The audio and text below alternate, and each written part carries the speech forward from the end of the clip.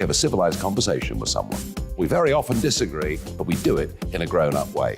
Come and join me on Farrow.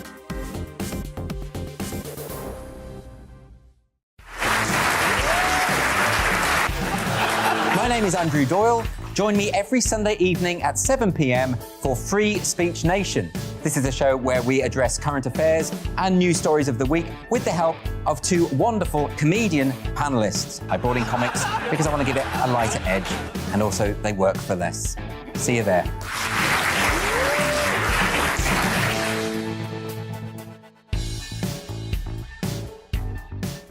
Hi there, it's Stephen and Anne.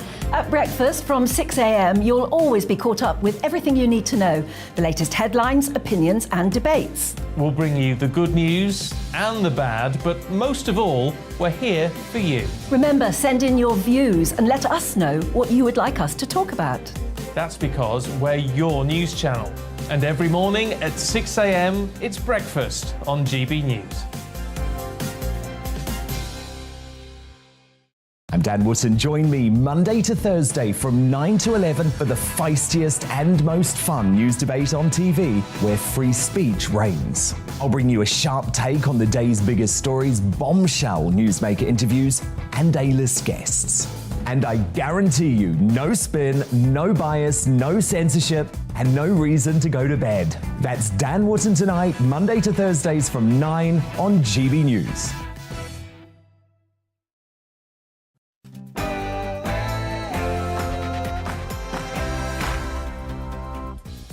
Good morning. This is To The Point on GB News with me, Bev Turner, on your TV, radio and online.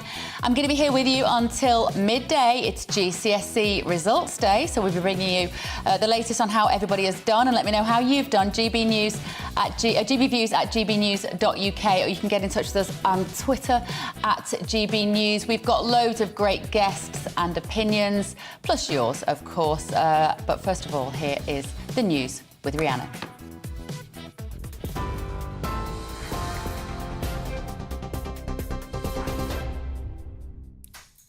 Bev, thank you. Good morning. It's 1 minute past 10. I'm Rhiannon Jones in the GB newsroom. Students across England, Wales and Northern Ireland are receiving their GCSE results today after sitting exams in person for the first time in 3 years. The pass rate this year has fallen since 2021, but does remain higher than pre-pandemic levels. The number of top grades is also down from last year, but higher than in 2019. Minister of State for School Standards, Will Quince, says grades are likely to have been purposefully lowered from the record highs seen in 2020 and last year. This is the first time that we've gone back to examinations since 2019, but we haven't just gone back purely to examinations. We've gone back to examinations, but with adaptations. So young people recognising the disruption that they've faced over the last couple of years. Things like having knowledge about what's going to be in exam papers, having a choice about the questions that you choose to answer, but also Ofqual's approach to grading. The man believed to be the target of a shooting in Liverpool, which killed 9-year-old Olivia Pratt-Corbell, has been named as Joseph Nee. Merseyside Police has refused to publicly identify the 35-year-old. The convicted burglar and drug dealers from the Dovecot area of Liverpool, police say he'll be recalled to prison for breaching the terms of his release. Olivia's death is one of 3 fatal shootings in the area in the space of a week. Officers are urging anyone with information about the shooting to come forward. British Gas has announced it'll donate 10% of its energy supply profits to help customers cope with soaring bills. Its parent company, Centrica, expects an initial contribution of £12 million, with grants of up to £750 for some customers. It comes as the next energy price cap set to be announced tomorrow, with some forecasting a typical annual home energy bill could reach up to £3,500.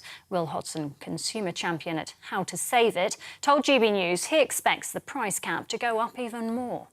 What we're expecting to happen is there's going to be an announcement that the price cap is going to rise from where we are now, just under £2,000, up to about £3,600. Where we are is in a state of complete reliance on very, very expensive gas, and that applies at a national level, where we've got it in our fuel mix, and it also applies, in our homes, in our businesses, where we're using so much of it. Tory leadership hopeful Rishi Sunak has criticised the government's response to COVID and claims he was prevented from talking about the negative side effects of lockdown during government meetings. The former Chancellor told The Spectator magazine the government's biggest mistake was giving too much power to scientists. He claims Sage removed some opinions from its final minutes and that a Treasury official would listen to the meetings and brief him on the emissions later. The Texas police chief tasked with protecting schools at Uvalde has been fired more than 3 months after the mass shooting that killed 19 children and 2 teachers. Pete Arredondo's termination was voted unanimously by the Texas School Board last night. He was criticised for his lack of leadership after reports that it took officers more than 77 minutes to storm the school and stop the gunman. A federal jury has awarded Kobe Bryant's widow $16 million in damages in a case involving photos of him after his death. Vanessa Bryant sued Los Angeles County, accusing first responders of taking and sharing images from the helicopter crash that killed her husband and daughter in 2020. Kobe and 13-year-old Gianni Bryant were on their way to a basketball game with 7 others before the crash. Everyone on board died. Russian airstrikes on a train station in eastern Ukraine has killed at least 22 people, including a young boy. Several homes were also destroyed in the attack. President Volodymyr Zelensky announced the strike during a UN Security Council meeting yesterday. Ukraine was already on high alert as it celebrated its Independence Day. Albanian police could be brought to the UK to oversee migrant arrivals and pass on intelligence. It's in a bid to tackle channel crossings. The Home Office says the plan is part of a deal struck between Home Secretary Priti Patel and the Albanian government. GB News understands around 6,000 Albanians have crossed the channel so far this year. This is GB News. We'll bring you more as it happens. Now, though, it's back to Bev with To The Point.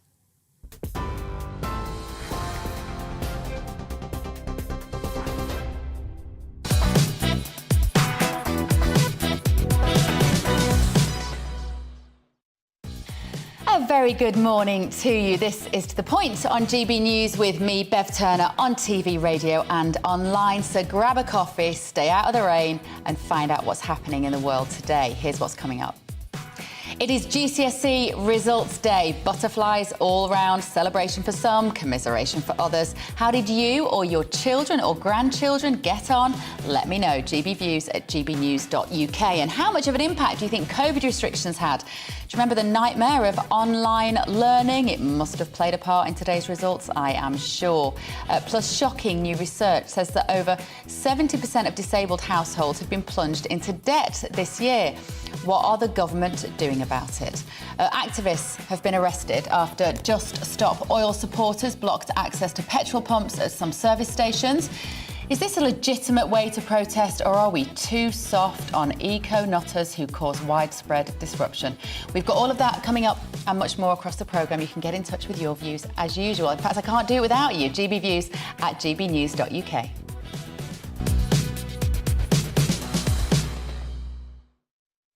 So it's GCSE Results Day for English, Welsh and Northern Irish students who are nervously awaiting their results. The number of students receiving top GCSE grades are down from last year, but it is higher than pre-pandemic levels. So GCSEs are now ranked 1 to 9, with 9 the highest. Grades of 7, which is equivalent to what used to be an A, have fallen from 28.9% in 2021 to 26.3% this year, a drop of 2.6 percentage points. So let's head to Northern Ireland and to the St Field High School in County Down. Our reporter, Dougie Beattie, is there for us. Good morning, Dougie. Am I right in thinking this is your old school? It is. I am a governor of this school, and my daughter has just left here about half an hour ago with her exam results in her pocket and probably the remains of my wallet over the weekend, I would imagine, because she did very well. This school itself did very well. It's had the best results it's had probably since the school came about. But that's not all down to pandemic. This school is in a very nice area. It is a lot of parents who take a lot of time with their children, and during that awful period that you talk about the remote learning, etc., quite a few of them would have spent an awful lot of tear-filled nights trying to explain to their children how to do stuff, and if it was anything like me, trying to explain to them how to do stuff and then going away yourself and thinking, I have no clue what they're talking about. But yes, this school is has done very, very well.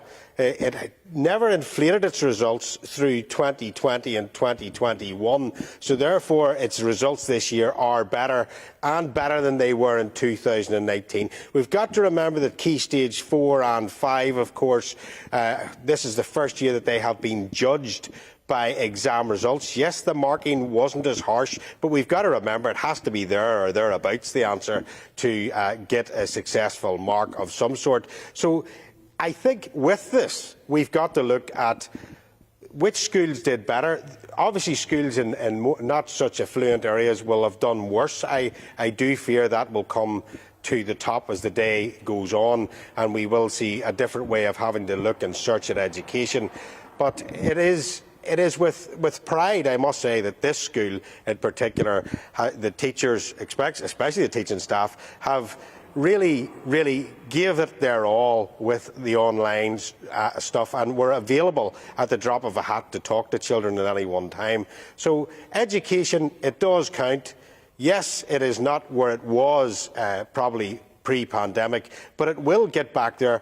The problem with it all is the children that are coming through in the next 2 years. We've got to remember, in the first year of the pandemic, you're tested really on what you've learnt from P1 to fourth year. In old money, if you like, and then in fifth year you're no sooner in than you start doing exams, so you're training for that period of time. So the first year of pandemic, remember it marked our lockdown in March, those children should have been able to hit the ground running. The second year was pretty much the same. What we're now seeing is the children that those 2 years they started these courses, and if we look at it really seriously, the next 2 years, what is now coming into fourth year and third year, those children won't even have had any real social interaction, and there could be problems in that sort of sphere, if you like.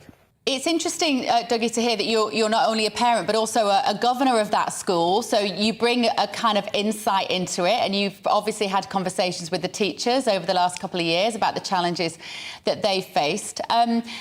I just want you to comment on two things, really. A, the resilience of these kids. It's easy to underestimate how hard it was for them in lockdowns when they were all sat at home trying to learn on the screens, but also the challenge to heads all across the country, all across the world, who had to very quickly put into practice incredible systems of online learning almost overnight.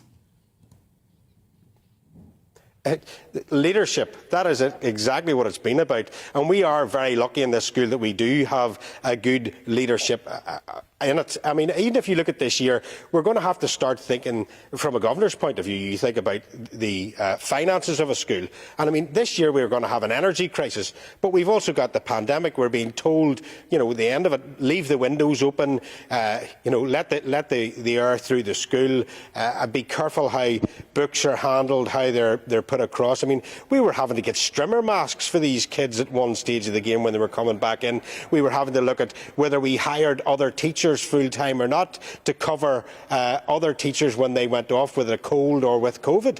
I mean, the practicalities of what was happening in the education system during COVID was massive, and these teachers were not trained in their training to become teachers. They weren't across business matters, and they have stepped up to the mark extremely well. I mean, we talk about the health sector and so forth. These teachers have become management at the drop of a hat. They have brought finances from one side to try and fill in gaps in another. They have looked at segregating the school, only keeping it in groups of people outside. And the real people that really got hurt the most in this, I suppose, education-wise, are those that were looking at physical activities, the likes of PE, the likes of your Duke of Edinburgh awards, etc.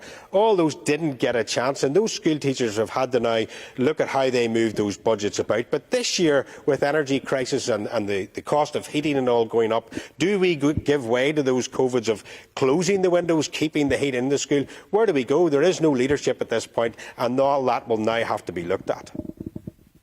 You very much, Dougie, there, and well done again on your daughter's results. You know, I think we parents can take a bit of credit. No child gets good results without a very patient parent in the background.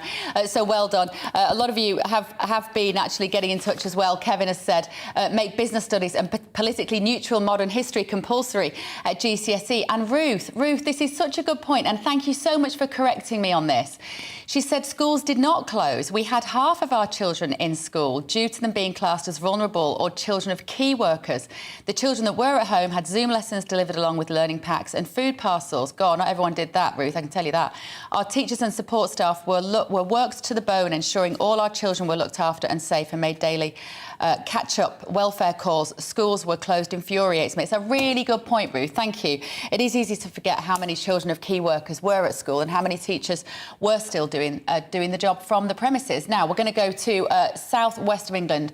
Jeff Moody, who is at Mountbatten School in Romsey. Good morning, Jeff. Are there tears of joy there? Am I right in thinking this is also the school that you went to?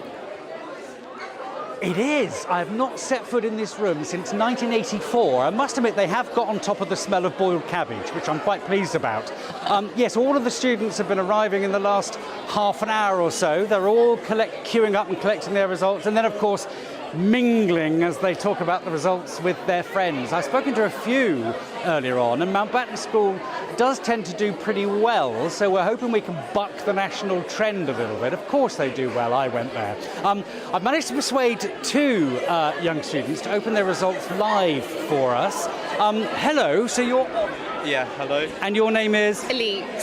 And what sort of results are you expecting today? Good ones, hopefully. Hopefully a good one. Same, I'm hoping for the best. It's kind of preparing for the worst type thing, yeah. Are you ready to find out? Go on then, Ollie. Let's see what you got.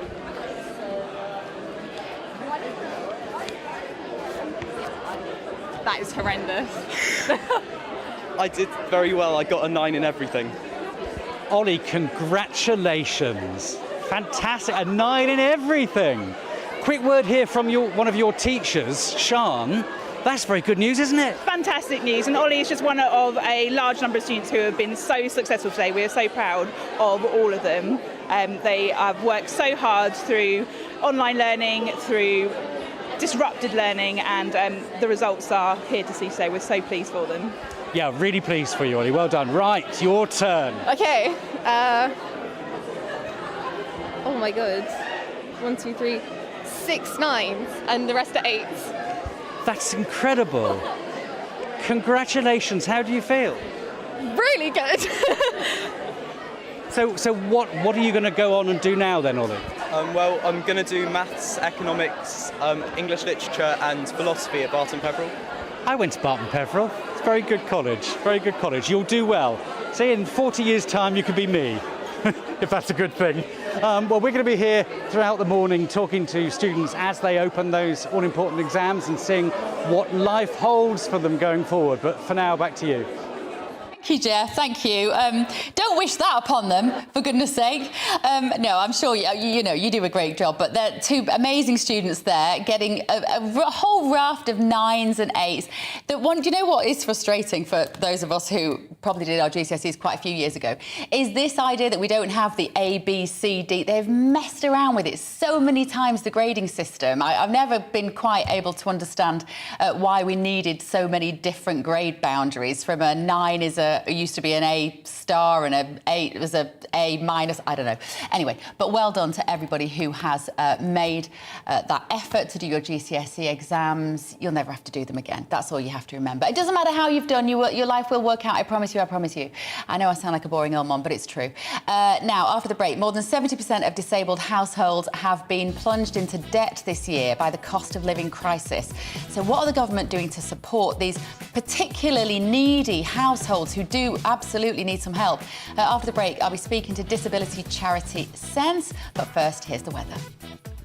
Hello again, I'm Aidan McGivern from the Met Office. The heavy, thundery rain that we've seen across parts of East Anglia in the southeast eases during the next few hours.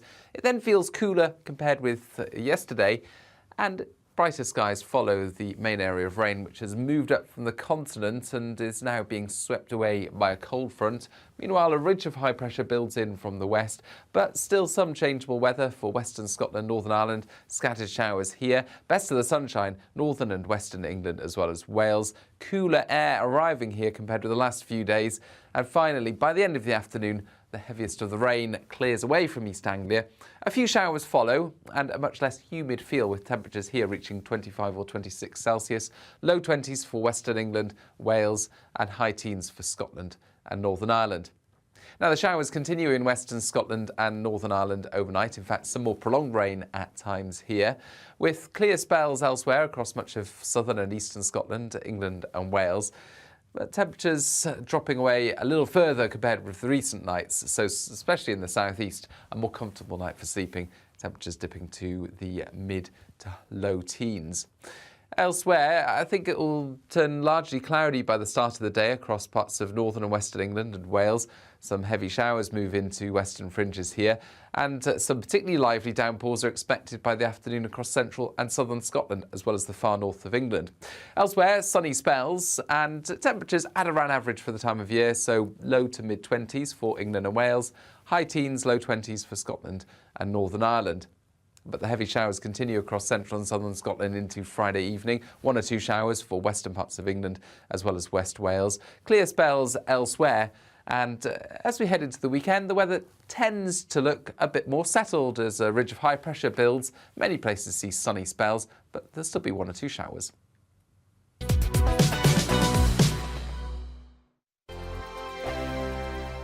Join my show Farage, 7 p.m. till 8 p.m. Monday through Thursday, and there you will get opinion, analysis, debate, and I'll cover stories that nobody else dares to touch. You've been cancelled. Join the club.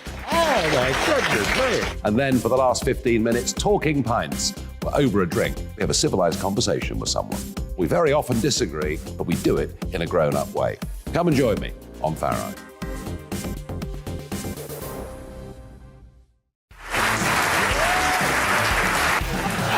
My name is Andrew Doyle. Join me every Sunday evening at 7 p.m. for Free Speech Nation. This is a show where we address current affairs and news stories of the week with the help of 2 wonderful comedian panellists. I brought in comics because I want to give it a lighter edge, and also they work for less. See you there.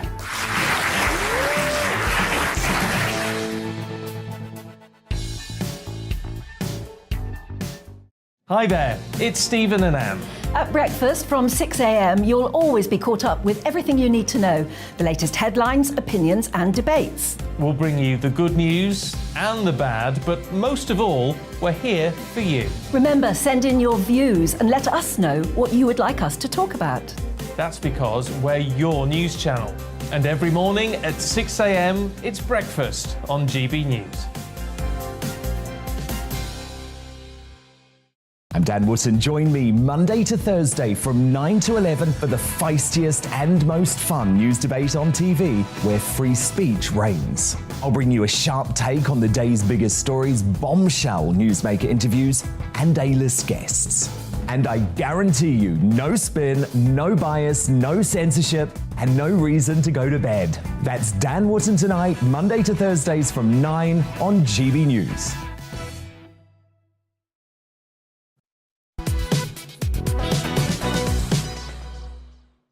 Good morning. It is 10:22 a.m. This is To The Point with Bev Turner on GB News, live on your TV, online and radio this morning. Thank you very much for keeping me company. Now, women in England and Wales will be able to access early medical abortions at home on a permanent basis.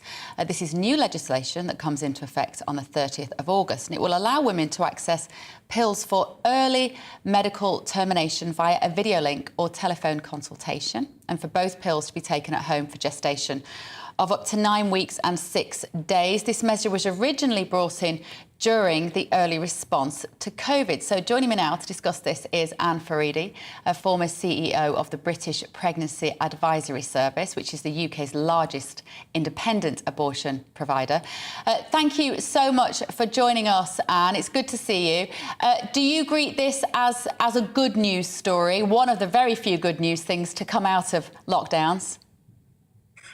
Absolutely. I think that we've been arguing that this should be introduced for years now. And in some ways, lockdown gave the opportunity to demonstrate that it was safe and it was acceptable. And I think it would have been very, very difficult for the government to decide to go back now. It would have been a really backward step. There will be those, Anne, who say that this perhaps puts women at some health risk. That this is before we take any sort of moral argument out of it for a start. If we just look at it from a medical, clinical health point of view, is there a risk that women could have excess bleeding, hemorrhaging, anything that would place them in a vulnerable medical position? So look, there are always going to be risks with any medication that we take. That goes for things that we buy from pharmacies, things that we take home from the doctor. What happens with this is that because a woman has a consultation online or on the telephone before she's sent the pills, she can really learn exactly what would be the signs of things going not right, and those occasions would be very rare. So I actually think that women are going to be really sort of well placed to do this at home. We're used to coping with heavy menstrual bleeding. A lot of time, many women have got experience of dealing with early miscarriage, which is effectively what this is. And the staff who are working on this, who are on the telephones, really do want to make sure that nobody's in a difficult situation. So if they don't feel that a woman is going to be safe, they are not going to nod it through. Everybody has got an interest in making sure that this is safe and effective, and actually is not going to be open to criticism by those people who have moral objections to it. We want it to work. Criticisms that this policy has attracted is the concept of domestic abuse, and that there might be perhaps younger women who find themselves pregnant and are therefore forced by a man in their life to just order these pills. It's dead easy. We'll just get the pills and we'll just get rid of it. Just respond to that accusation. Well, you could make the same accusation when women come into clinics. I was concerned about this when it was first introduced during lockdown, but what I was assured by people working in our service when I was at BPAS was that many women felt more able to talk on the telephone than perhaps they were sitting in a clinic with their partner waiting outside in the waiting room, because you can be so much more flexible when it's a phone call. You can arrange to make that call when your partner's out. But also, I mean, look, let's be clear. There are some women who are trapped in abusive relationships, and that is a really terrible problem in and of itself. But the overwhelming majority of women seeking to end early pregnancies are doing so having talked it over with their partner, who are in loving relationships, who just want to end this pregnancy as easily as they can. And it makes no sense for every woman to be made to come into a clinic to attend an appointment that she doesn't need. We need to spend healthcare resources on people who need them, not to tick boxes. Fascinating kind of political and feminist landscape globally at the moment, isn't it, Anne, in this regard? We've had Roe versus Wade being overturned in America and putting abortion access back by decades, and yet here in the UK we seem to be moving in the opposite direction. Just let us know your thoughts on that, because we've never been so far apart from America with how we sit in this. I think that's really true, although I actually think in America it will be interesting to see how things work at state level when it's normal people who are voting on abortion rather than very political animals who really want to make it a contested debate. I think we're basically seeing the normal people understand that unwanted pregnancies happen, and regardless of your political ideology, it's not a grand idea to compel someone to continue a pregnancy and have a child when they really don't want to. So I think it'll be interesting to see that. In Britain, I honestly think that we've gone beyond the point where it's a kind of 50-50 debate about whether or not abortion should be legal or available. I think that we need to be respectful of the fact that there are some people who think that it's morally wrong. But at the same time, the majority of people now really do see that if we believe in a society and want to live in a society where fertility is controlled by women, then abortion needs to be a part of that. You might not like the idea of it, but the idea stands. And most importantly, the big issue now for all of us going forward, whether it's in the States or here, is who gets to make the decision. Should it be a woman or politicians? In terms of teenage pregnancy, Anne, we've done very well in the UK, haven't we, over the last 20, 30 years, to bring down teenage pregnancy. Just tell our viewers and listeners a little bit about that we are a success story globally in that regard. Oh my God. I mean, it is extraordinary how the level of teenage pregnancy has fallen. I'm lousy with actual numbers, so I can't quote dead statistics or numbers. What I can say is that if you look at the number of teenage births and the number of teenage abortions, it has dramatically fallen. And I think that has happened because we've made contraception much more accessible and part of life for the young people. It's now seen as responsible for young women to go and get contraceptive advice, and young men as well, come to think of it. You know, the majority of women that are seen in abortion clinics are in their mid to late 20s and early 30s. Half of women who have abortions now are women who have children already. So it's not a matter of women being ignorant. It's not a matter of women not being able to access contraception. It's simply a matter of us being let down by a regular method of contraception for one reason or another. And I think that makes it more acceptable too. Yeah, I hope so. And thank you. Always lovely to hear your wisdom. Anne Freedy there, writer and formerly of the British Pregnancy Advisory Service. Let me know what you think. GBviews at gbnews.uk. I'm sure you will. After the break, a man believed to be the intended target of that awful shooting in Liverpool, which killed 9-year-old Olivia Pratt-Corbell, has been identified as 35-year-old Joseph Nee. We'll be bringing you the latest on that as soon as we know more. But before that, a look at the morning's headlines.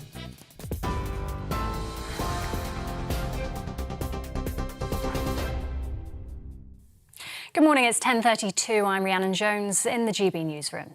Students across England, Wales and Northern Ireland are receiving their GCSE results today after sitting exams in person for the first time in 3 years. The pass rate this year has fallen since 2021, but does remain higher than pre-pandemic levels. The number of top grades is also down from last year, but also higher than in 2019. Merseyside police are expected to give an update shortly following a spate of shootings in Liverpool, including the murder of a 9-year-old at her home on Monday night. It's now the 4th day of a manhunt for the gunman. The target of that shooting killed Olivia Pratt-Corbell is believed to be convicted burglar and drug dealer Joseph Nee. Merseyside police has refused to publicly identify the 35-year-old. Police say he'll be recalled to prison for breaching the terms of his release. Albanian police could be brought to the UK to oversee migrant arrivals and pass on intelligence in a bid to tackle channel crossings. The Home Office says the plan is part of a deal struck between Home Secretary Priti Patel and the Albanian government. GB News understands around 6,000 Albanians have crossed the channel so far this year. British Gas has announced it'll donate 10% of its energy supply profits to help customers cope with soaring bills. Its parent company Centrica expects an initial contribution of £12 million, with grants of up to £750 for some customers. It comes as the next energy price cap set to be announced tomorrow, with some forecasting a typical annual home energy bill could reach up to £3,500. TV online and DAB radio, this is GB News.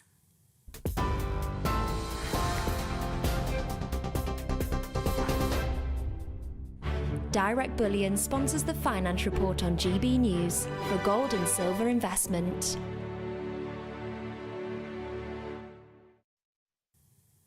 Here's a quick snapshot of today's markets. The pound will buy $1.185 and €1.184. The price of gold currently stands at £1,488.61 per ounce. Direct Bullion sponsors the Finance Report on GB News, investments that matter.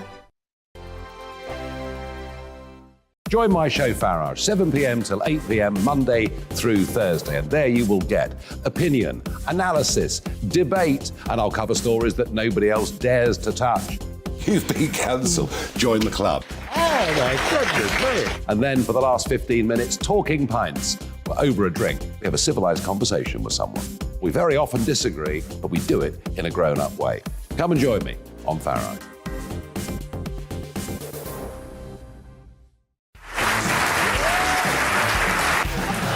My name is Andrew Doyle. Join me every Sunday evening at 7 p.m. for Free Speech Nation. This is a show where we address current affairs and news stories of the week with the help of two wonderful comedian panellists. I brought in comics because I want to give it a lighter edge, and also they work for less. See you there.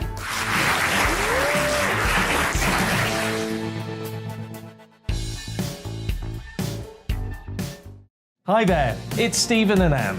At breakfast from 6 a.m, you'll always be caught up with everything you need to know, the latest headlines, opinions and debates. We'll bring you the good news and the bad, but most of all, we're here for you. Remember, send in your views and let us know what you would like us to talk about. That's because we're your news channel. And every morning at 6 a.m, it's breakfast on GB News. I'm Dan Wootton. Join me Monday to Thursday from 9 to 11 for the feistiest and most fun news debate on TV, where free speech reigns. I'll bring you a sharp take on the day's biggest stories, bombshell newsmaker interviews, and A-list guests. And I guarantee you, no spin, no bias, no censorship, and no reason to go to bed. That's Dan Wootton tonight, Monday to Thursdays from 9 on GB News.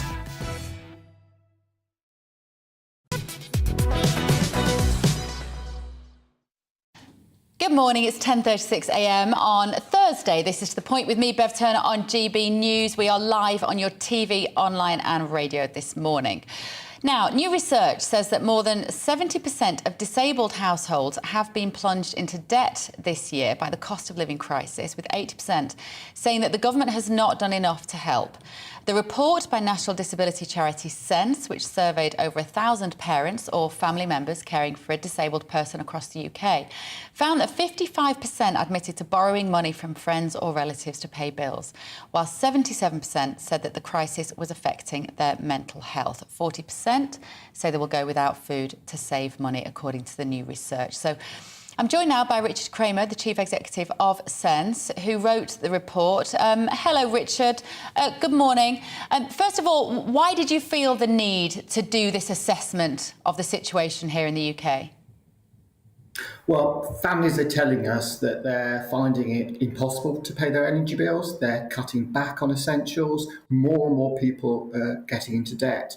And they're also saying, no, we can't wait until the outcome of the leadership election. We can't wait for a support package that might come in the autumn. So actually today we're launching an emergency fund which are going to provide grants to 1,000 households who've been affected by this poverty crisis and are struggling to pay their bills. So just let me get that straight so that our GB News viewers and listeners understand. So your charity, Sense, has realised this is at such a crisis point that you are giving out cash handouts of £500 each to these households just so that they can make ends meet.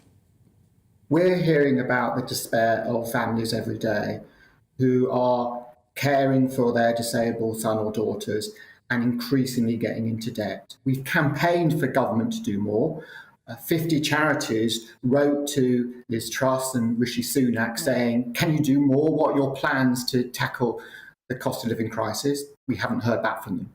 So we can't let government off the hook, but there is a responsibility for charities like us to step up and fill those gaps. And that's why we're applying that emergency fund. And we're working with another charity, Turn to Us, who are going to administer the grant. And that, as you say, is going out to 1,000 families. We want to do something positive and practical to put resources in the hands of disabled people and families who are in despair right now. Tell us why it is worse for families with a disabled household member at the moment. I think even before the cost of living crisis, families were really struggling to cope. But life costs more if you're disabled. Disabled people and their families spend a greater proportion of their income on energy and food, for which prices are rising the greatest. And then there's the additional cost of disability, which is estimated to be £600 a month. The energy bill for a family looking after a son or daughter is twice that of a typical UK household. And families can't say, well, actually, we're going to stop charging the wheelchair, or we're not going to run the oxygen machine or nebulizer or feeding pump. They're the additional costs, and it's an emergency situation, and that's why we need some emergency support right now. It really is, it just feels like sort of negative situation upon negative situation upon negative situation for families with disabled people. And it feels like it's been that way for so many years now. It feels like austerity particularly hit those who were reliant on local services, or perhaps, you know, special groups for disabled children, which got cut. You must just feel, some days, you must just feel like, how do you even start to tackle this problem of having greater priority, actually, and value placed on people with disabled family members? How is it for you, kind of on a personal level, with the job that you're doing? Well, it's hard because we've had the pandemic, we've had a health crisis, a social care crisis, and now we've got the poverty crisis. Our responsibility is to support children and adults with complex disabilities and their families. We've got a duty of care to make sure they've got every support that they have. And you've made a really good point. It's not just about financial hardships. Many people have seen their social care cut. So they're struggling to get the support that they need, and the financial situation makes it even worse. And people think there's no way out of it. You know, the health and social care system would have collapsed without the support of carers, and yet carers struggle to get a short break. And if we don't give carers a short break, their mental health will really suffer. So it's really important that we get some insight of what it's like to have a disabled son or daughter in your household. If you go into a typical household, you'll see the washing machine on all day. Families are saying to us, you know, we might need to leave soiled clothes unwashed because we can't spend the energy. You know, disabled people need the heating on during the year to keep warm because of their medical condition. And people are saying, you know, we're going to have to keep our son and daughter in one room, and, you know, because we can't afford to heat the whole house. And you would hear that about people going into food banks. That's why we're acting. That's why today charities like Sense are stepping up to the plate and saying, we've got to do something now, today, to help people get through the next month. And then we'll campaign on government to do more, to intervene and provide greater support for disabled people. Richard, we've got Rishi Sunak who's done an interview, and in it he said today that, you know, lockdowns, well, I was trying to raise the alarm. I was trying to say that we needed a cost-benefit analysis, and, you know, I was sat around those tables, but there wasn't a lot I could do. How do you feel as somebody that's been through the whole of the last 2 years? Because for me, the impact on families with disabled people is something that nobody's made enough noise about. I have a personal family member who had an adult with severe disabilities in a residential care home who was not able, the family who were not able to go and visit him. They weren't allowed to have him home because if they did, he was too big for them. He's an adult grown man and they're in their 70s. They couldn't manage his physical needs, and yet they couldn't bring him home because then they would have had to have they might have managed him for a couple of days, but they couldn't manage him for 3 weeks and they needed the quarantine period. It was just awful for these families and for these people. So what would you say to Rishi Sunak now if he tries to do a bit of an about turn and backpedal and say, well, it wasn't really my fault? Well, you're completely right. I think disabled people and their families feel forgotten and the back of the queue. They felt that during the pandemic. They feel that now during this poverty crisis, which will soon become a humanitarian crisis. I mean, you mentioned the pandemic. 6 out of 10 people who died during the pandemic were disabled people. And yet, as you rightly say, that doesn't get noted or discussed or debated or prioritised. Families got no support during the pandemic. The whole of their infrastructure around them completely collapsed. People couldn't get hospital appointments, no physio, no speech and language therapy, nothing. And now we come out of the pandemic into another cost of living crisis. So what I would say to Liz Truss and Rishi Sunak is, we need to do more. If the government are serious about helping people, they would restore the level of benefits to a level that people can properly live on. If you take one example, carers allowance, people receive £69.70 a week to care for someone. If they qualify, they have to care for someone for 35 hours a week.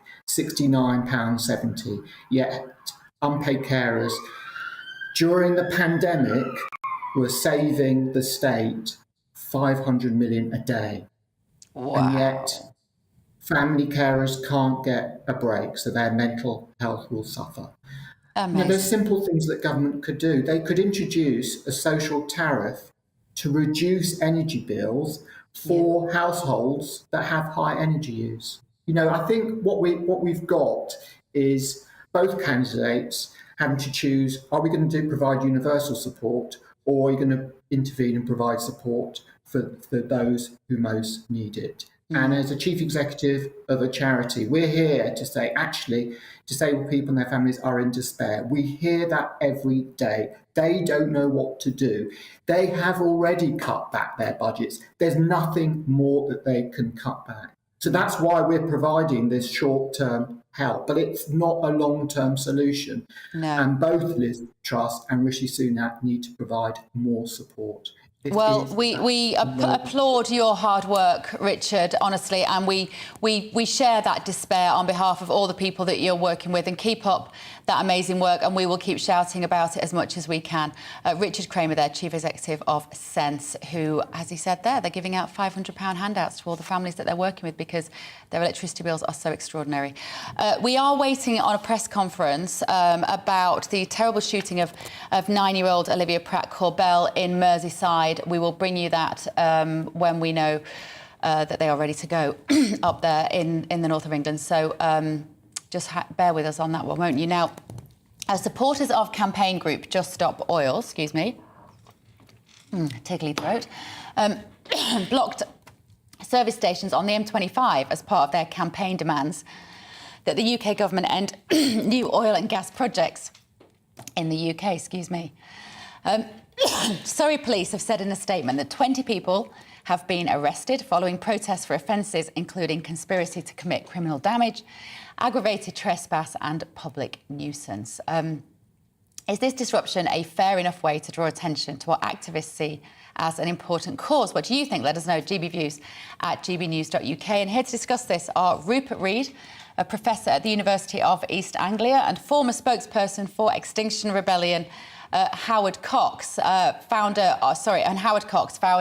of the Fair Fuel UK campaign. Thank you both for joining us. Let's start with you, Rupert. Is this disruption justified? Well, Bev, whenever something like this happens, I think what's really important is that we try to understand the motivations of those who are driven to these kinds of lengths. And of course, the motivations of these protesters is very simple.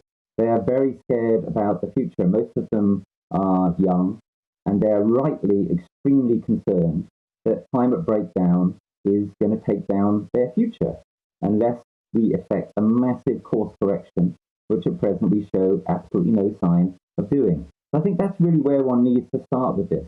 Understand why people are doing it, and then we have a chance of actually being able to take the kinds of actions as a society would mean that people were not feeling driven to this kind of fairly desperate mode of protesting. Howard, let me come to you. Howard Cox, founder of Fair Fuel UK campaign. Your response to that? This is young people doing what they feel strongly about. Yes, but they're ill-informed. They're incapable of debate.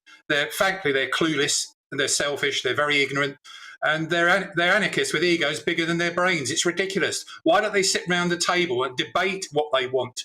We all want a cleaner environment. You don't go and ruin other people's lives by blocking their access to fuel and ruining businesses and also vandalising garages. I mean, I couldn't believe this. How anyone can condone that is ridiculous. We need to sit together and work a way forward to find the best way forward to get cleaner fuel technology. And let's work together on that. OK, we're just trying to sort out Rupert's audio because it was a little bit muffled there. What would come of those particular... I think we've lost both of them. Well, I have a coughing fit. Then we can't hear one of our contributors and then Rupert drops out completely. Let me go to your views. Mike has said, we were talking earlier, weren't we, about GCSEs. It's GCSE results day today. And I did say to you, keep your results coming in, won't you? GBviews at gbnews.uk to let me know how you did, good or bad. If you've done badly, I won't tell you off. But Mike has said, I'm fed up to my back teeth with people saying the government are responsible for closing schools. They were not. It was the teaching unions who refused to go back to school. I think we've got our guests both back again. Right, OK, so if I can come to you, Howard, back again. Where are they? Right, OK, Howard, we heard from you last. Let's go back to you, Rupert. Honestly, the joys of technology. Rupert, you heard from Howard there. Protesters, they're just selfish, and what they need to do is grow up and sit around a table and have an honest, mature debate. Well, I'm really sorry to hear Howard lowering the tone of debate there. I've met some of these young people, and I can promise you they are not ill-informed. They're very well-informed by the best contemporary climate science, for example, as am I. I am part of the IPCC process, the Intergovernmental Panel on Climate Change. And he says that they're selfish. I mean, that's just the most bizarre thing to say imaginable. They're not selfish at all. They're trying to protect a better future for all of us. In terms of being selfish, though, it would be interesting to look at the credentials of Mr. Cox, who actually has a very interesting iron in this fire. He is part of the group Fair Fuel, of course, but he's also, and he doesn't talk about this so much, the director of a company, Ultimum, which wants to sell fuel catalysts that will enable us to carry on burning petrol and oil and diesel well into the 2030s, 2040s, 2050s. So in other words, Mr. Cox will actually profit from us not stopping oil. And I think that would be quite an interesting thing for your listeners, to your viewers to learn about. That if there's somebody selfish here, it's surely him who is actually looking to profit from the destruction of the environment of all of us. Well, there will be those people who like to drive cars who would applaud Howard Cox for allowing us to maintain that particular necessity, not necessarily a luxury. And if he's part of that movement, that means we can drive our cars, then that's good, isn't it, Howard? Well, there you saw it in action. The ad hominem attacks, emotion, throwing these stupid accusations. No, Yes, I'm just I am a stating director. fact, Mr. Cox. Well, let me finish. I kept quiet. I kept quiet. I am indeed a director of Wootton Limited, and we've actually got a product. I'm not going to advertise it on here. I don't want to do that because that's not the point. But what it does is lower emissions, and you're telling me that I shouldn't be investing in something that lowers emissions, that shouldn't improve fuel efficiency and helps people. 37 million drivers in this country, and they all need to use diesel and petrol, except for a very small minority of electric vehicles, which I'm all for. But you just keen to go and attack people on this basis and ruin people's lives. That's your modus operandus. Rupert, would you be happy for us to see the end of cars tomorrow? Rupert, Mr. Cox, it was you who started attacking people. I was very polite, and you started attacking the good people, the good young people of Just Stop Oil, and you said very unpleasant things about them. So I merely revealed to your audience that they might be interested to know that you will personally profit from them not succeeding in their campaign aims, which they are undertaking for the good of all of us. I think that's quite a reasonable thing for me to have done. Let me just ask you, Rupert, would you be happy for us all to stop driving our cars as of tomorrow? Because some of these eco-protesters would absolutely love to see that. Well, with all due respect, Bev, that is a really silly exaggeration. No one is saying that every single journey is going to stop tomorrow. What the protesters are asking for, and I've got no dog in this fight, I'm not one of them, I'm not part of Just Stop Oil, but I just think it's important to understand them. What they're asking for is for the government to make some kind of meaningful commitment that it will move away from new oil projects. They're saying, why are we still drilling for oil now when we have more than enough to fry the world many times over? They're not saying stop all journeys tomorrow. What obviously there needs to be is some kind of plan to gradually reduce the amount of oil that is used until we get to a place where we actually have a stable environment, until we reach net zero. Until we reach net zero emissions, we are making this climate breakdown worse. Every single year, every single day, we are making it worse. And we're giving the most terrible poison chalice to our children and our grandchildren. It's a totally unacceptable thing to be doing, and it's totally reasonable to look to find ways by any means necessary that are non-violent to stop that desperate, appalling future from being our future. Howard? Well, there we go again. Fry the world. You see the emotion? That's all they've got is emotion, scaring people. And I am going to attack those people yesterday that were smashing up pumps and people getting around their day. He's condoning that. He's condoning vandalism. He thinks that's a good thing. They do this under this guise of a thing called civil discipline. What I'm saying is that we should try to understand why they're doing it. That's what I said very, very clearly. And you've made no effort whatsoever to understand why they're doing it. And that's very disappointing. And if you didn't, you should listen to my first bit of what I said. Let's sit round the table and work on getting cleaner fuel technology for the future. Let's debate it. Don't smash up people's lives and smash up property. Simple. You just don't know any other way to do it.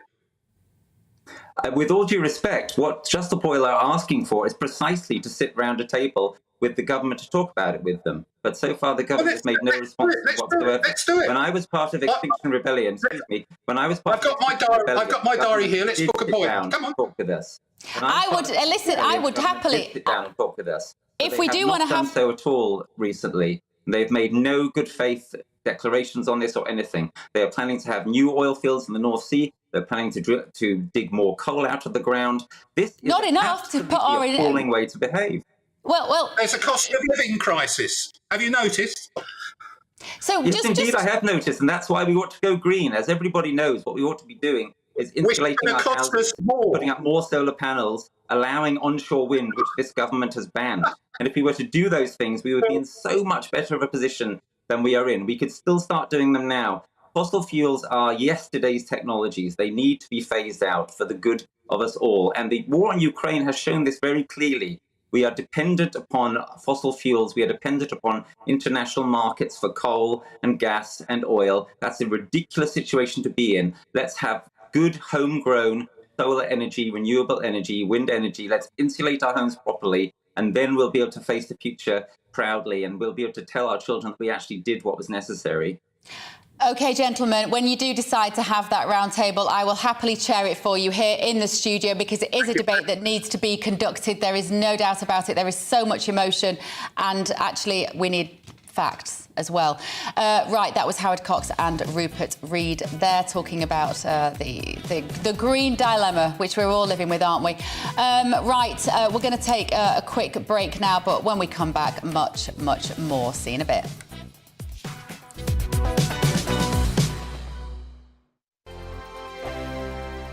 Join my show Farage, 7 p.m. till 8 p.m. Monday through Thursday. And there you will get opinion, analysis, debate, and I'll cover stories that nobody else dares to touch.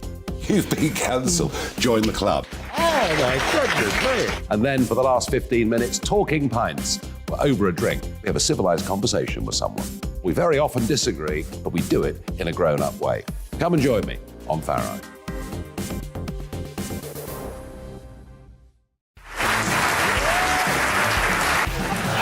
My name is Andrew Doyle. Join me every Sunday evening at 7 p.m. for Free Speech Nation.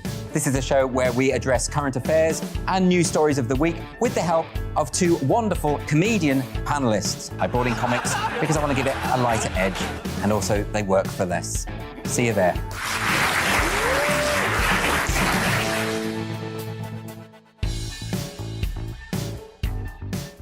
Hi there, it's Stephen and Anne.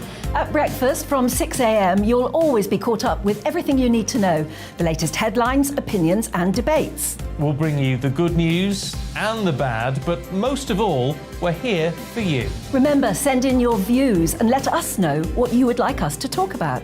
That's because we're your news channel. And every morning at 6 a.m, it's breakfast on GB News. I'm Dan Wootton. Join me Monday to Thursday from 9 to 11 for the feistiest and most fun news debate on TV, where free speech reigns. I'll bring you a sharp take on the day's biggest stories, bombshell newsmaker interviews, and A-list guests. And I guarantee you, no spin, no bias, no censorship, and no reason to go to bed. That's Dan Wootton tonight, Monday to Thursdays from 9 on GB News.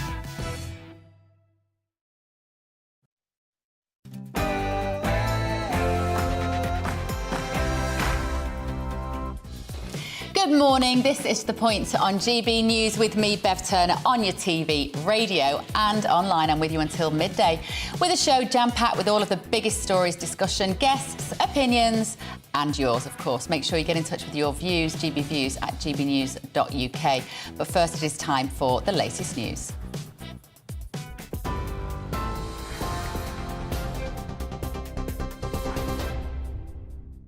Good morning. It's just coming up to 1 minute past 11. I'm Rhiannon Jones in the GB newsroom. Students across England, Wales and Northern Ireland are receiving their GCSE results today after sitting exams in person for the first time in 3 years.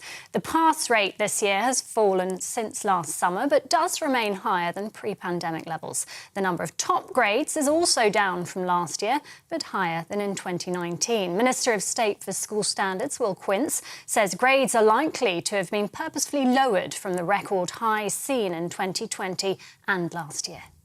This is the first time that we've gone back to examinations since 2019, but we haven't just gone back purely to examinations. We've gone back to examinations, but with adaptations. So young people recognising the disruption that they've faced over the last couple of years. Things like having knowledge about what's going to be in exam papers, having a choice about the questions that you choose to answer, but also Ofqual's approach to grading.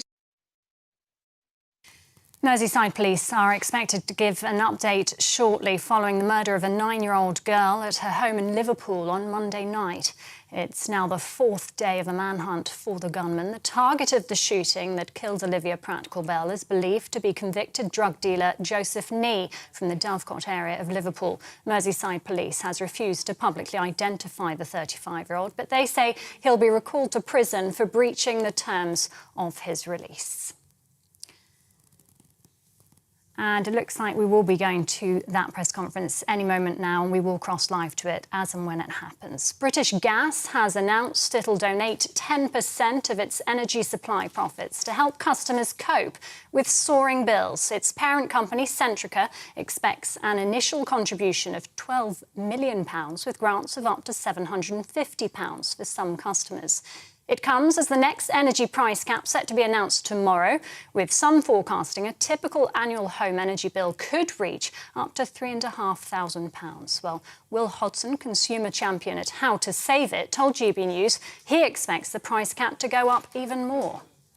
What we're expecting to happen is there's going to be an announcement that the price cap is going to rise from where we are now, just under £2,000, up to about £3,600. Where we are is in a state of complete reliance on very, very expensive gas, and that applies at a national level, where we've got it in our fuel mix, and it also applies, in our homes, in our businesses, where we're using so much of it. The Tory leadership hopeful Rishi Sunak has criticised the government's response to COVID and claims he was prevented from talking about the negative side effects of lockdown during government meetings. The former Chancellor told The Spectator magazine the government's biggest mistake was giving too much power to scientists. He claims SAGE removed some opinions from its final minutes and that a Treasury official would listen to the meetings and brief him on the omissions later.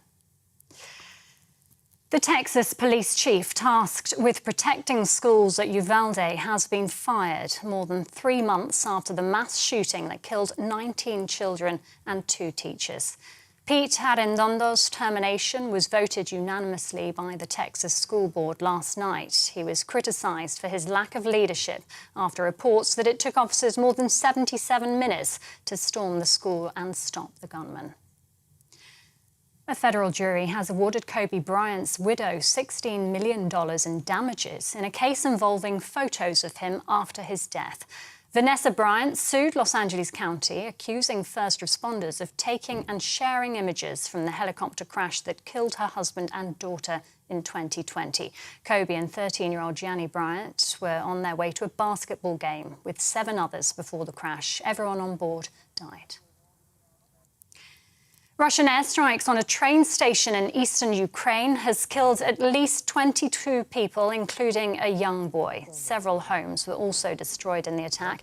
President Volodymyr Zelensky announced the strike during a UN Security Council meeting yesterday.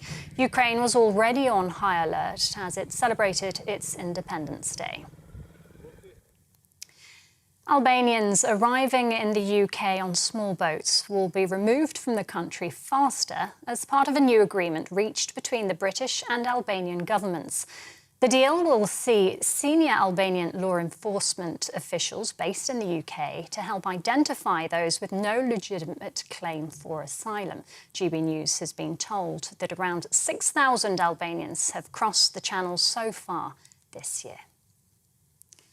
This is GB News. I'll bring you more as it happens. Now, though, let's return to Bev with The Point.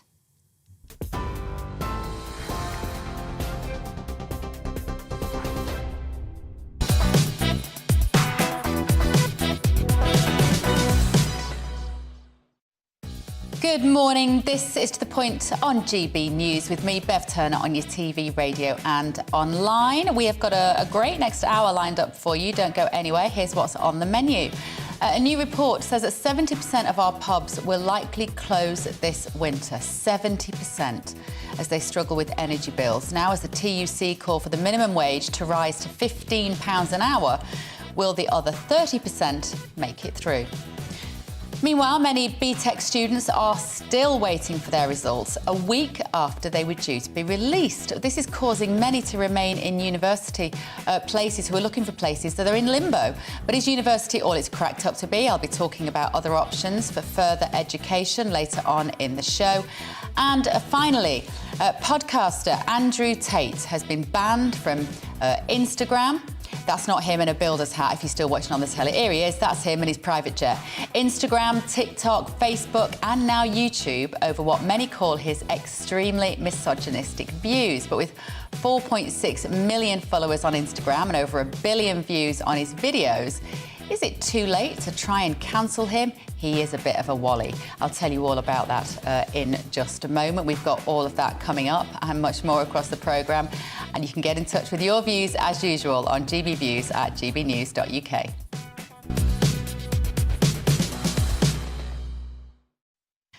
So, Tory leadership candidates Rishi Sunak and Liz Truss are heading to Norwich for their penultimate hustings after a gruelling leadership race.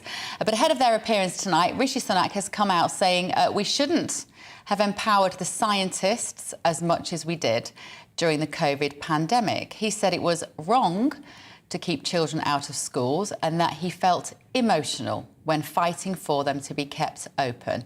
He said that attending the SAGE meetings during lockdown was, quote, incredibly uncomfortable, as it was literally me around that table just fighting. It was incredibly uncomfortable every single time. Oh, my heart bleeds for you, Rishi Sunak. So joining me now is Paul Connew,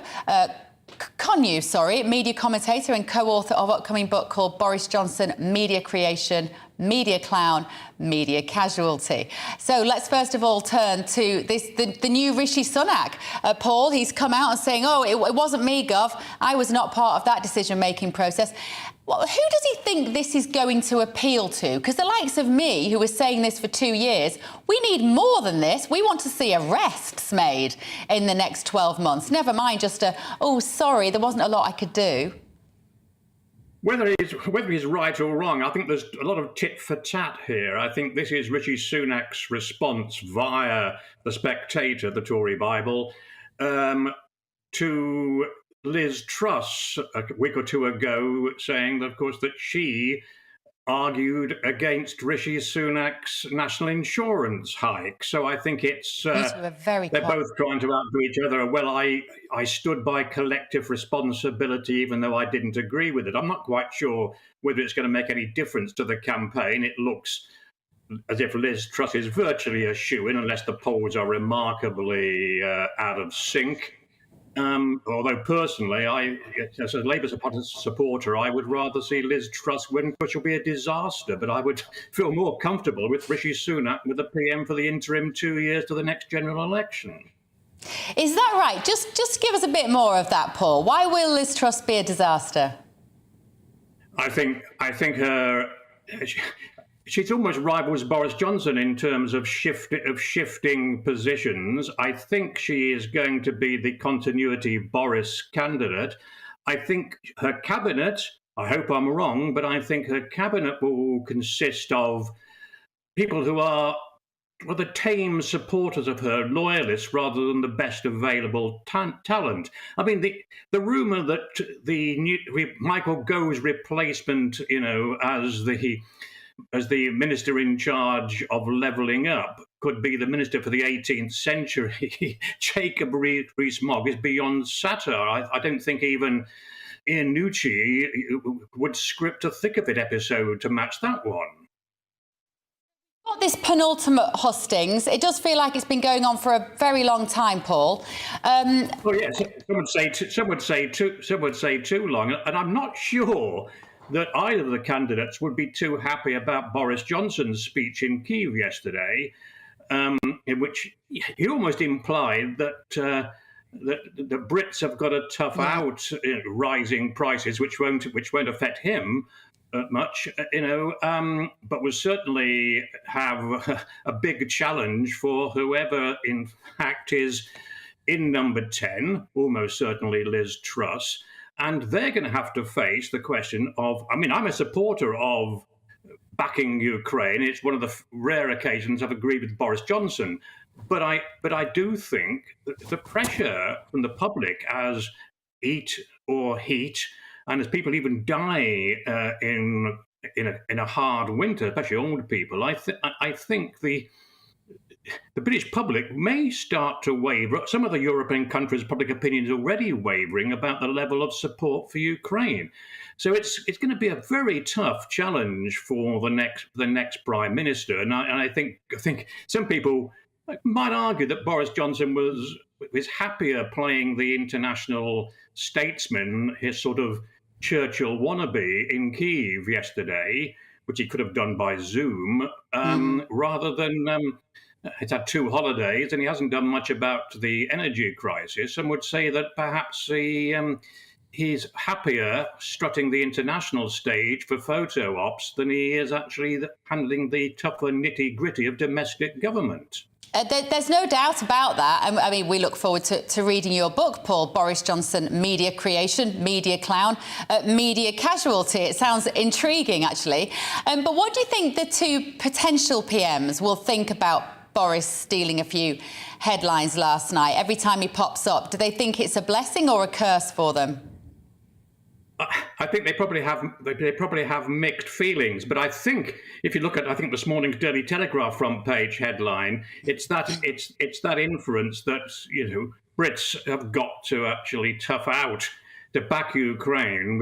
We have to face soaring bills, which may sound it's one of those faux Churchillian speeches by Boris, even though I agree with his position on Ukraine broadly, but it's not going to be people, in government. It's not going to be the wealthy who are going to take the hit from the soaring energy bills, which could easily get somewhere near, between 5,500 and 6,000 towards the end of next year. Well, people can't afford that, and the people who could be least affected are people, like Boris Johnson and like Jacob Rees-Mogg and other members of the cabinet. So I think it's going to be a tough juggling act, for the next Prime Minister, how to continue to support Ukraine while also how to handle the cost of living crisis and get a balance between those two. When you may find, I think Italy's going to be the first brick in the wall in the EU, where public opinion turns against the idea of wholeheartedly backing Ukraine if it is too damaging to domestic costs of living.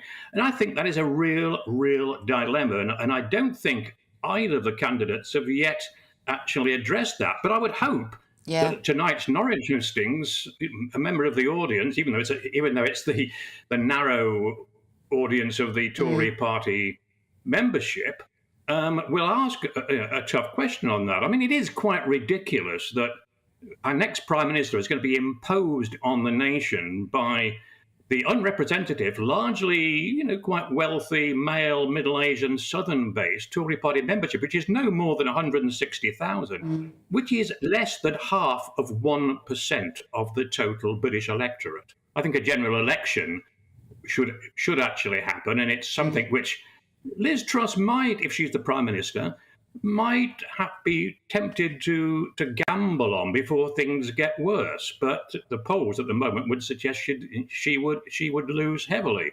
But she might lose far more heavily if she sits it out to 2024. Well, let's wait and see, Paul. Thank you very much. It's always interesting to hear what you've got to say. Paul Connew there, media commentator and co-author of a book coming out about Boris Johnson. A couple of your comments just before we go to the break. You saw that rather feisty debate about fuel and what we should be using, or should we be using our cars or not. And Dana said, just stop oil. Don't realise that stopping oil would also stop solar panels and wind turbines being built, because the so-called green machines need lots of energy. So build them. One turbine built equals one coal-fired power station built in power consumption for manufacturing. And Michael says it is shameful to insist that disruption and damage is an acceptable way to protest. Sue says we need to be challenging China if we want to get serious about reducing emissions. Thank you, guys. Keep those views coming. GBviews at gbnews.uk. Now, after the break, how will our suffering pubs survive this winter if energy bills and minimum wage payments rise? Some people are calling for the minimum wage to be raised to £15 an hour. So more on this after the break. Hello again, I'm Aidan McGivern from the Met Office. The heavy, thundery rain that we've seen across parts of East Anglia in the southeast eases during the next few hours. It then feels cooler compared with yesterday, and brighter skies follow the main area of rain, which has moved up from the continent and is now being swept away by a cold front. Meanwhile, a ridge of high pressure builds in from the west, but still some changeable weather for western Scotland, Northern Ireland, scattered showers here. Best of the sunshine, northern and western England as well as Wales. Cooler air arriving here compared with the last few days, And finally, by the end of the afternoon, the heaviest of the rain clears away from East Anglia. A few showers follow and a much less humid feel, with temperatures here reaching 25 or 26 Celsius, low 20s for Western England, Wales and high teens for Scotland and Northern Ireland. Now, the showers continue in Western Scotland and Northern Ireland overnight. In fact, some more prolonged rain at times here, with clear spells elsewhere across much of southern and eastern Scotland, England and Wales. But temperatures dropping away a little further compared with the recent nights, so especially in the southeast, a more comfortable night for sleeping, temperatures dipping to the mid to low teens. Elsewhere, I think it will turn largely cloudy by the start of the day across parts of northern and western England and Wales. Some heavy showers move into western fringes here, and some particularly lively downpours are expected by the afternoon across central and southern Scotland, as well as the far north of England.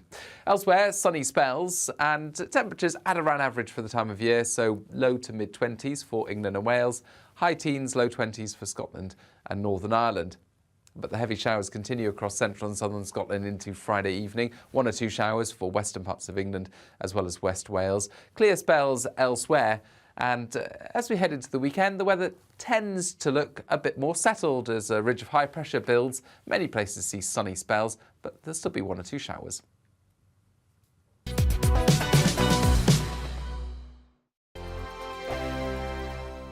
Join my show Farage, 7 p.m. till 8 p.m. Monday through Thursday. And there you will get opinion, analysis, debate, and I'll cover stories that nobody else dares to touch.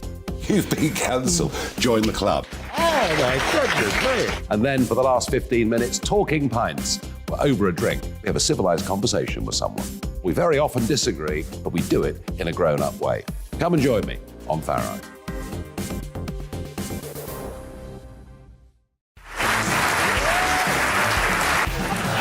My name is Andrew Doyle. Join me every Sunday evening at 7 p.m. for Free Speech Nation. This is a show where we address current affairs and news stories of the week with the help of 2 wonderful comedian panellists. I brought in comics because I want to give it a lighter edge, and also they work for less. See you there.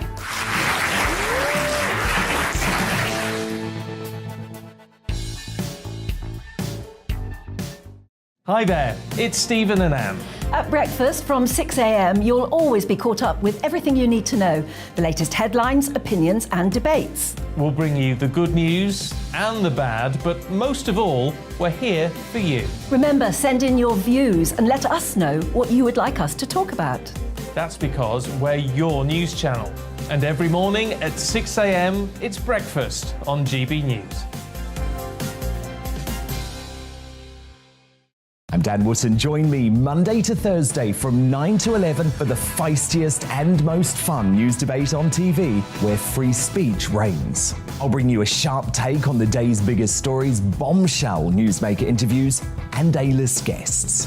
And I guarantee you, no spin, no bias, no censorship, and no reason to go to bed. That's Dan Wootton Tonight, Monday to Thursdays from 9 on GB News.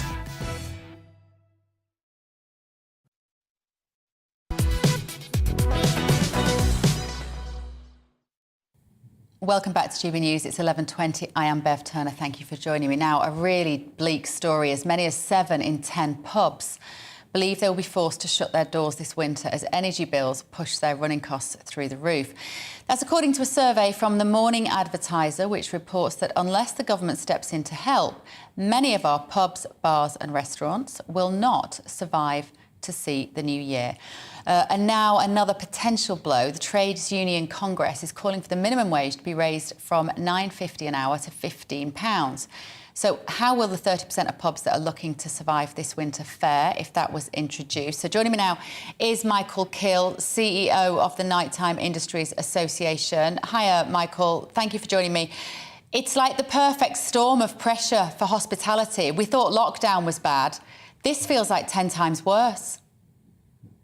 It is 10 times worse. I mean, we thought the pandemic was a real test of our mettle, our resilience. And now what we're finding is that this current crisis is really driving people to the edge. We're actually getting to a critical tipping point. As you've heard, 7 out of 10 pubs, bars, restaurants are really starting to struggle. And these additional requests on top of the current cost inflation crisis is really going to push people over the edge. So I think there needs to be a balanced consideration and approach here. We can't suck up all these costs. It's just unsustainable. Let's look about the energy situation, Michael, because households will be benefiting from the Ofgem cap. I mean, barely. But businesses are going to be left at the mercy, really, aren't they, of the volatile markets? You aren't going to get any protection.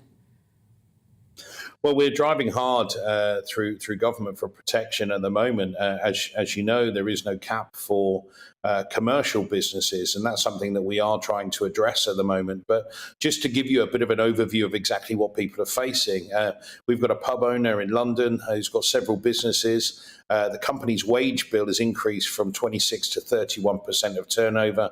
Its biggest draft supplier has increased its cost by 25%, and the electricity bill has tripled. And that's one of the lower increases that we've seen. We've actually seen it go up to 600-700%, where people are just deciding whether they can sustain this and keep their businesses open. We've even heard that hotels are potentially going to close for winter. You mean hotels just closing for the winter because they can't afford to stay open effectively? They'll just decide we might reopen in the spring, but during winter, if we've got to have the radiators on and heat hot water and boil kettles and cook a breakfast on the oven, we just can't do it. Is that what you mean? Well, there is a reality to whether there are sustainable costs. And when you get to lower out-of-season periods, then there are businesses that have got to consider their position. We know hotels are seasonal. We know that pubs, bars and restaurants in certain areas of the country rely heavily on tourism. So this culmination of costs is really going to really going to hit those worst affected in terms of tourist spots right across the country. I'm currently up in Inverness. It's a thriving environment. The pubs, the bars, the restaurants are doing very well. But this cost inflation is just bringing them to a point where it's just not profitable. It's not a business that is sustainable with these increased costs. And we do understand also that there are still a huge amount of businesses that still haven't renewed contracts. So they are still subject to see the effects of the energy increase already. And this, of course, Michael, is if it's a business that even has enough staff to open its doors. There isn't a day that goes by at the moment when I don't seem to go into even just a small cafe I was in a National Trust property the other day. They can't serve hot food because they don't have enough staff to whip up a shepherd's pie. Where has everybody gone? Well, as you can appreciate, many of our businesses, particularly late night economy, those staff displaced, whether it's security chefs, general staff, they all displaced into different industries, ones that weren't affected or hit by the pandemic because there was so much uncertainty.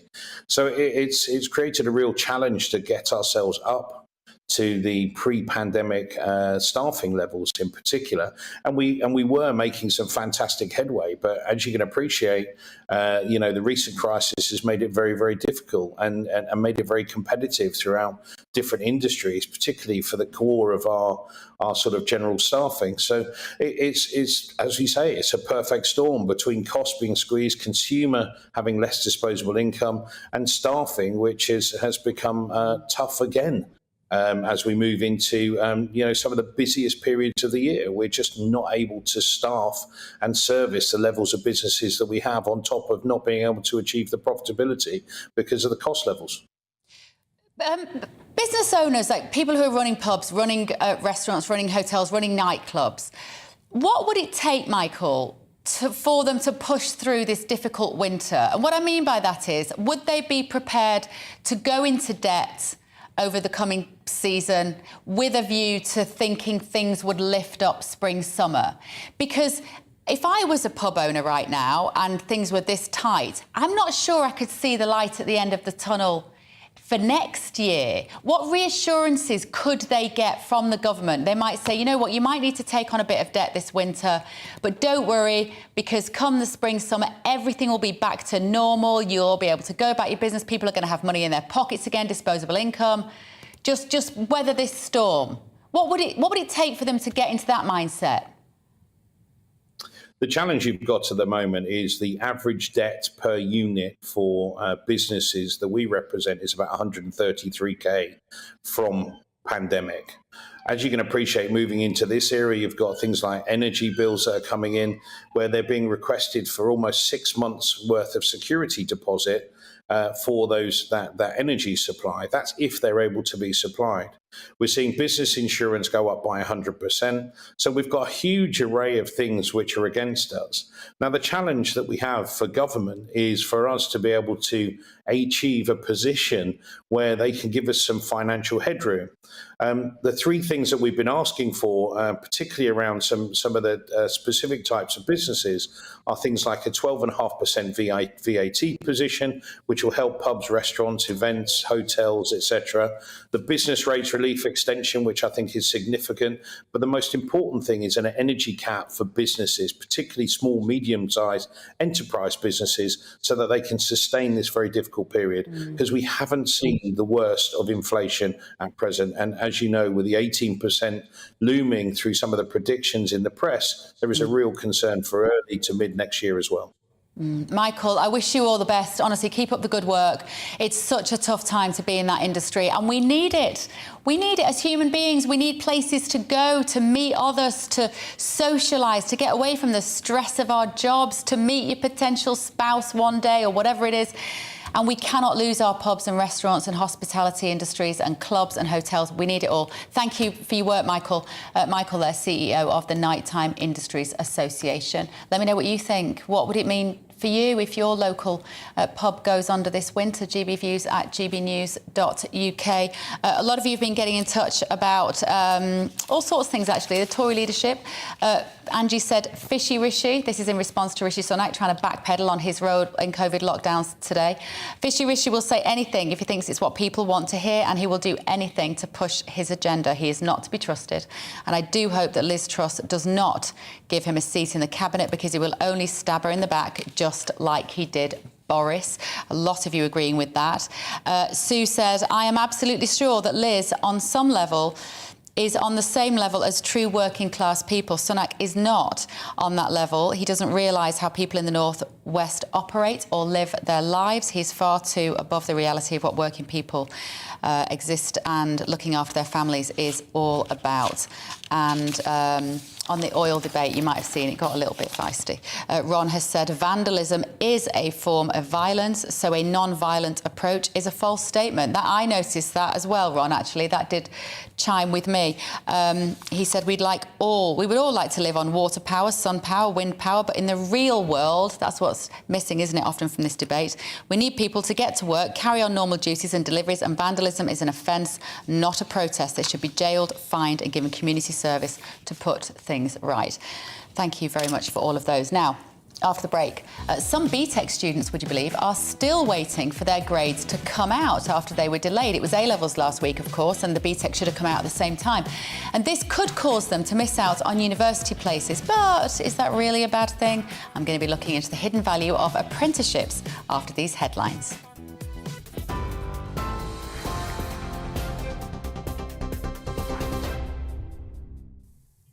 Good morning. It's 11:31. I'm Rhiannon Jones in the GB newsroom. In the last few minutes, Merseyside Police has started updating the public following the murder of a 9-year-old girl shot at her home in Liverpool on Monday night. It's now the 4th day of a manhunt for the gunman. The target of the shooting that killed Olivia Pratt-Corbell is believed to be convicted drug dealer Joseph Nee from the Dovecot area of Liverpool. Merseyside Police has refused to publicly identify the 35-year-old, but they say he'll be recalled to prison for breaching the terms of his release. And we'll bring you more on that as we get it. The GCSE pass rate this year has fallen since 2021, but does remain above pre-pandemic levels. The number of top grades is also down from last year, but higher than in 2019. Students across England, Wales and Northern Ireland are receiving their GCSE results after sitting exams in person for the first time in 3 years. Albanian police could be brought to the UK to oversee migrant arrivals and pass on intelligence in a bid to tackle channel crossings. The Home Office says the plan is part of a deal struck between Home Secretary Priti Patel and the Albanian government. GB News understands around 6,000 Albanians have crossed the channel so far this year. British Gas has announced it'll donate 10% of its energy supply profits to help customers cope with soaring bills. Its parent company, Centrica, expects an initial contribution of £12 million, with grants of up to £750 for some customers. It comes as the next energy price cap is set to be announced tomorrow, with some forecasting a typical annual home energy bill could reach up to £3,500. TV online and DAB+ radio, this is GB News.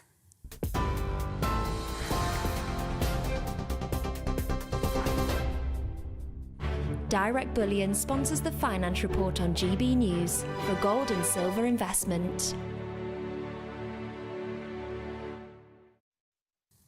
Here's a quick snapshot of today's markets. The pound will buy $1.183 and €1.184. The price of gold currently stands at £1,490.61 per ounce. Direct Bullion sponsors the Finance Report on GB News for physical investment. Join my show Farage, 7 p.m. till 8 p.m. Monday through Thursday, and there you will get opinion, analysis, debate, and I'll cover stories that nobody else dares to touch. You've been cancelled. Join the club. Oh my goodness me. And then for the last 15 minutes, talking pints. Over a drink, we have a civilised conversation with someone. We very often disagree, but we do it in a grown-up way. Come and join me on Farage.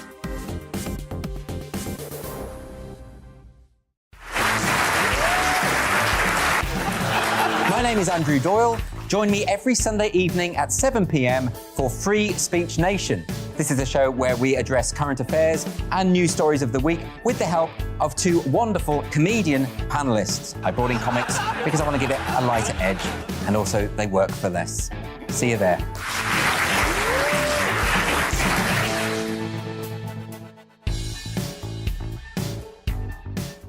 Hi there, it's Stephen and Anne.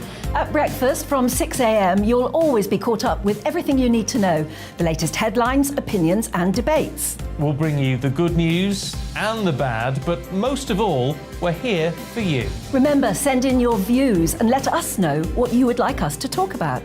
That's because we're your news channel. And every morning at 6 a.m, it's breakfast on GB News.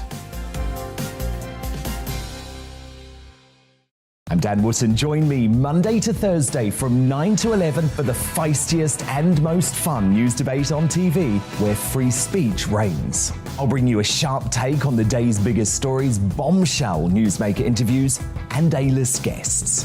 And I guarantee you, no spin, no bias, no censorship, and no reason to go to bed. That's Dan Wootton Tonight, Monday to Thursdays from 9 on GB News. Join me, Darren Grimes, for Real Britain every Saturday and Sunday from 2 p.m. A news hour that comes with a trigger warning. Scorching hot opinion with prominent guests saying the unsayable and a little bit of weekend fun thrown in. Unlike other broadcasters, I won't be forgetting what the B in our name stands for. So howie in for Real Britain Saturday and Sunday from 2 p.m.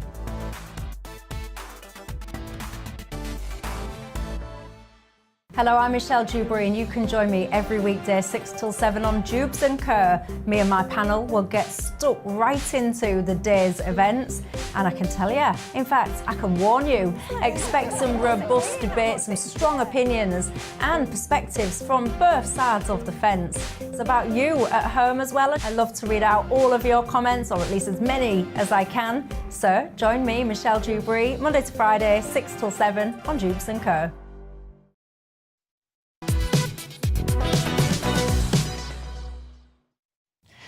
Good morning, it's 11:36 a.m. This is To The Point with me, Bev Turner, on GB News, on your TV, radio and online.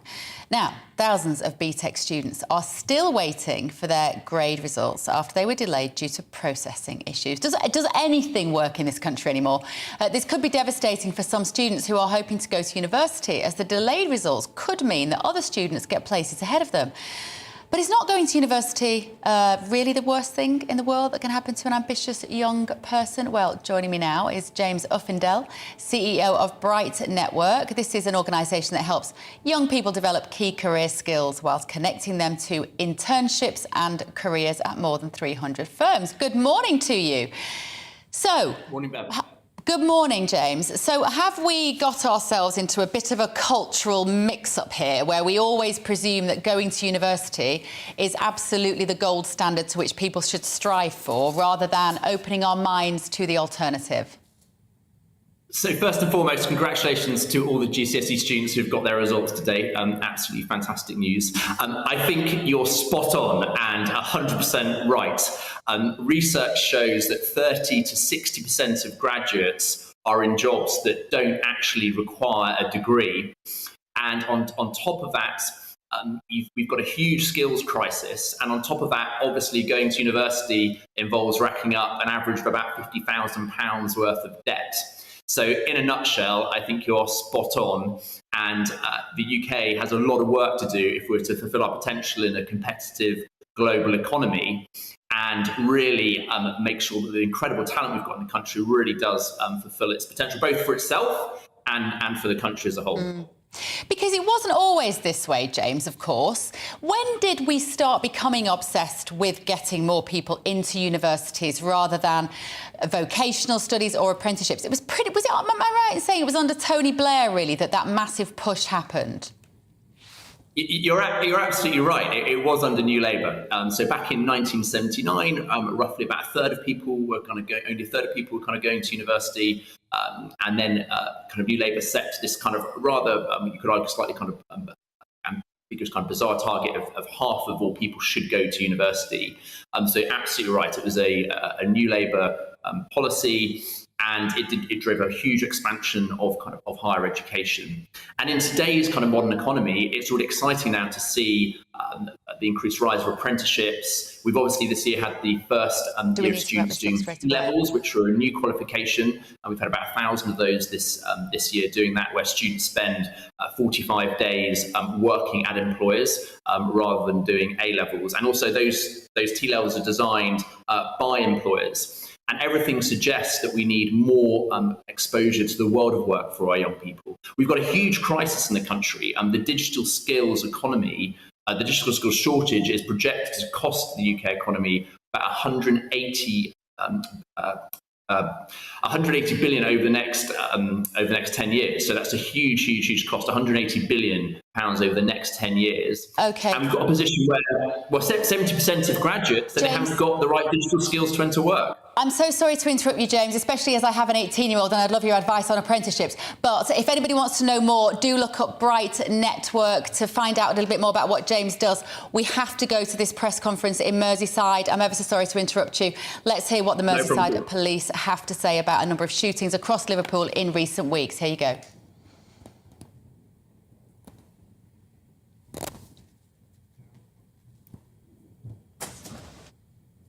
Okay, good morning everybody, and thank you. I'm Assistant Chief Constable Chris Green, Head of Investigations at Merseyside Police. Firstly, I want to reiterate that our thoughts and condolences are with the families of Olivia Pratt-Corbell, Ashley Dale and Sam Rimmer. Thank you for all coming today and for your continued support as we work to identify those responsible for these callous and cold-blooded murders that have rocked our communities. Our officers and detectives have been working round the clock in our relentless pursuit to identify the offenders and bring them to justice. We have had some phenomenal support from the communities in the affected areas of Dingle, Old Swan and Dovecot, and beyond, in the form of both information coming into the investigations, but also support for the ongoing investigations. It's also been heartening to hear from members of the community who have spoken about the confidence that they have in us working with the information that we've been given to bring those offenders to justice. Over the last few days, the investigations have been moving at pace, as you would imagine. And I'd like to now hand you over to Detective Chief Superintendent Mark Kameen, who will be able to provide some more detailed information about each of those investigations. Thank you, sir. Good morning, everybody. I will attempt, wherever possible now, as I hopefully did in the first briefing, to be as transparent as to where the investigation up to as possible. However, you and everybody listening and watching this broadcast do need to realise that these are ongoing live investigations, and there will be elements of those investigations that I am unable to talk about at this time. And I'll give a short update around each of those investigations. I'll tackle that in chronological order as they occurred. The first murder was of Sam Rimmer. Sam was murdered in cold blood on the 16th of August in the area of Dingle in Merseyside. Firstly, we are continuing to support Sam's family at this incredibly difficult time. For each of these murders, none of us, and me certainly, can even begin to appreciate what those family members must be going through. We have specialist officers supporting the family. As a result of information that we've received and the work that's been undertaken by the detective cohort that is engaged on this inquiry, we have made 3 arrests. Those men have been arrested on suspicion of murder. They have now been released on bail, and our inquiries continue. I would urge anybody with any information in respect of this investigation, this brutal murder, to come forward and engage with us. In my first appeal, I spoke about the fact that there were 4 offenders, and we believe that they arrived on 2 electric bikes. I'm still interested in hearing any information around the identity of those 4 individuals. I am still interested in finding out where the gun is that was used in that offence. And I'm still interested in any information in respect of the 2 electric bikes that we believe were used to convey those 4 men to the scene. I'd reiterate what Mr. Green said at the start. The level of support from our communities across each of these investigations has been phenomenal. But please, let's keep that pace with the information coming into the inquiry. So in short, who are the men that were responsible? Where are they now? Where are those bikes? And where is that gun? I'll now move on to the murder of Ashley Dale. Ashley, as we know, was callously murdered on the evening of the 21st of August. And once again, as with Sam's family, we are continuing to support Ashley's family at this incredibly difficult time. Again, I'm incredibly grateful for the level of support and engagement that our community have provided to us. In relation to this murder investigation, I can also confirm that a man and woman have been arrested. The man has been arrested on suspicion of murder, and the woman has been arrested for assisting an offender. And inquiries are continuing around those 2 individuals. In my first appeal, I asked for people to come forward who were on foot in the street in Leinster Road, and that appeal still stands. We know that there are still people in the community walking around, whether it be walking home, maybe coming home from after being on a night out, or just milling about in the street at the time when this took place, which was at around midnight. I still want those people to come forward and make contact with us. If you have any information in relation to this murder investigation, please support the police inquiry. And now move on to the final murder investigation, that of Olivia Pratt-Corbell. Poor Olivia was murdered brutally in her own home on the 22nd of August. Our officers continue to carry out extensive inquiries, and I can confirm that there are a number of very positive lines of inquiry that we are pursuing. In my previous appeal, I asked for the man responsible for this brutal, callous, thoughtless attack to surrender himself to the police. Unfortunately, that individual has failed to do that. But my message to him remains the same. We will not rest until we find you, and we will find you.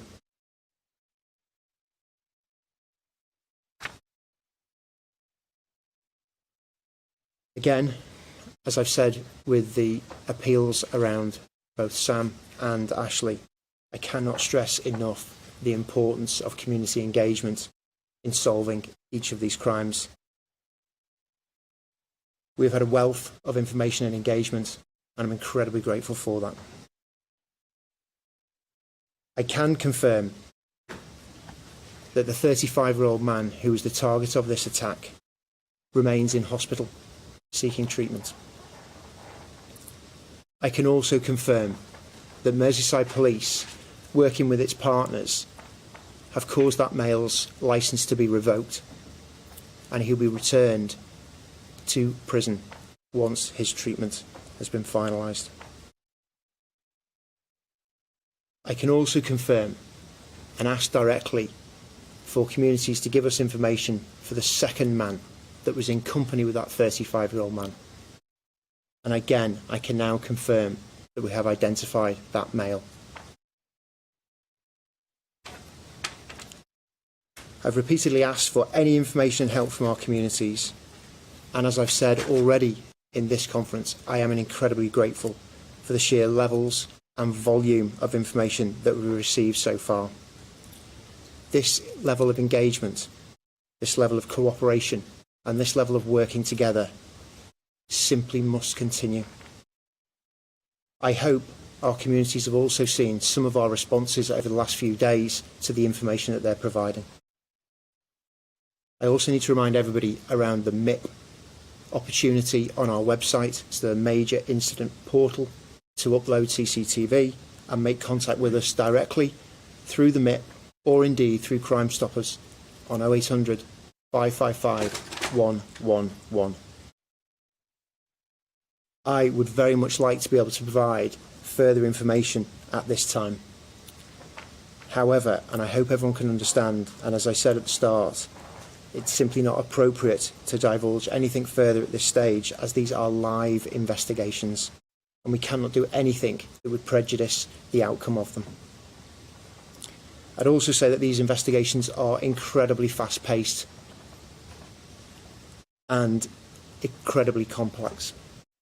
But despite this, there are multiple lines of inquiry that we are actively pursuing.